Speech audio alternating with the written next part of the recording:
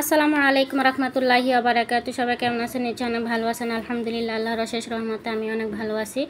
এই যে মেয়েকে প্রত্যেক দিনে রাত্রে চিন্তা ভাবনা থাকে সকালে তাকে কি টিফিন দেব, কি টিফিনটা পছন্দ করে খাবে। তো মেয়েকে জিজ্ঞেস করার পরে সে বলছিল যে কলা দিয়ে যে কোনো একটা পিঠা তৈরি করে দিতাম। তো এর জন্য আমি 2টা কলা নিয়েছি, একটু পানি নিয়েছি, আর এখানে আমার গুঁড়ো দুধ, চাউলের গুঁড়ো, আটার গুঁড়ো আর চিনি, এর মধ্যে সামান্য পরিমাণে লবণ নিয়েছি।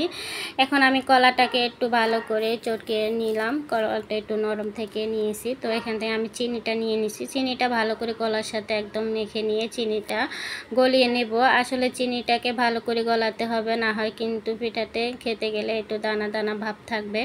তো একটু ভালো করে মেখে আমি গলিয়ে নিছি। আসলে প্রতিটা মায়ের এরকম চিন্তা ভাবনা থাকে, রাত্রে চিন্তা থাকে সকালে কি নাস্তা দেব। সকালে নাস্তা খাওয়ানোর পরে দুপুরে চিন্তাটা থেকে যায় যে দুপুরে কি খাওয়া দাওয়া করাবো পরিবারের সবাইকে, বাচ্চাদেরকে। দুপুরে খাওয়া দাওয়ার পরে চিন্তা থাকে আবার বিকেলবেলা কি দেব, বিকেলের পরে আবার রাত্রে খাওয়া দাওয়ার চিন্তা। এরকম প্রতিটা মায়েদেরই চিন্তা ভাবনা থাকে। তো সেই থেকে আসলে চিন্তা ভাবনাটা আগে থেকে করে নিয়ে তারপরে সেই অনুযায়ী আমরা করে থাকি। আমরা যারা মা আছি তাদেরই বেশিরভাগ চিন্তাটা থাকে। তো একটু ভালো করে দেখেন মেখে নিয়েছি, আমি সুন্দর একটা ডো তৈরি করে নেব।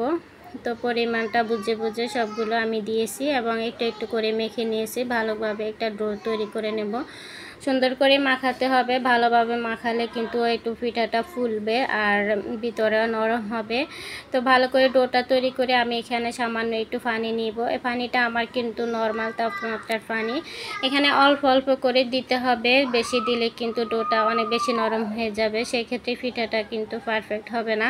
এর জন্য একটু একটু করে পানি দিয়ে ভালো করে মেখে নিয়ে সুন্দর একটা ডো তৈরি করব। ভালোভাবে ডোটা তৈরি করলে পিঠাটা ভালো হবে। আর আমি একটা কথা বলতেছি, যারা মিষ্টি জিনিসের মধ্যে একেবারেই লবণ খান না তারা একটুখানি লবণ দিয়ে দেখবেন।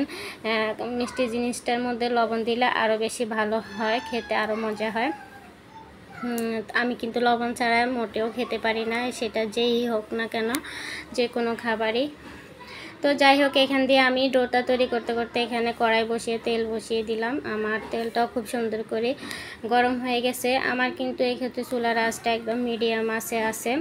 পিঠা, যে কোনো পিঠা আপনি তেলের মধ্যে ভাজতে গেলে চুলার আঁচ এক একবার এক এক রকম করতে যাবেন না, তাহলে কিন্তু পিঠার ভিতরে তেল ঢুকে যাবে, পিঠার মজাটাই থাকবে না। একবারে এক আঁচের মধ্যে রাখতে হবে, সেটা আপনি যেভাবে রাখেন না কেন। বেশি হাই হিটে করতে গেলে কিন্তু আবার পিঠার উপরের দিকটা পুড়ে যায় আর ভিতরের দিকটা কিন্তু কাঁচা থেকে যায়। এর জন্য চুলার আঁচটা পিঠা তৈরি করতে, পিঠা ভাজতে অবশ্যই মিডিয়াম আঁচে রাখবেন।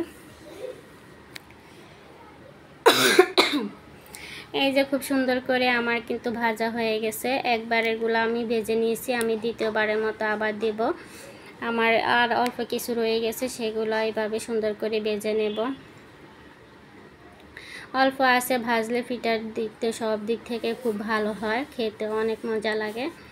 আমার মেয়েরা কিন্তু এই পিঠাটা অনেক মজা করে খেয়েছে। আমি ঠান্ডা হওয়ার জন্য একটু অপেক্ষা করেছিলাম, এর মধ্যে কিন্তু আমার পিঠা অর্ধেকগুলো খাওয়া হয়ে গেছে। এই যে কতটা সুন্দর করে আমি পিঠা বানিয়েছিলাম, আলহামদুলিল্লাহ অনেক সুন্দর হয়েছে। যেমন দেখতে সুন্দর হয়েছে তেমন খেতেও মজা হয়েছে।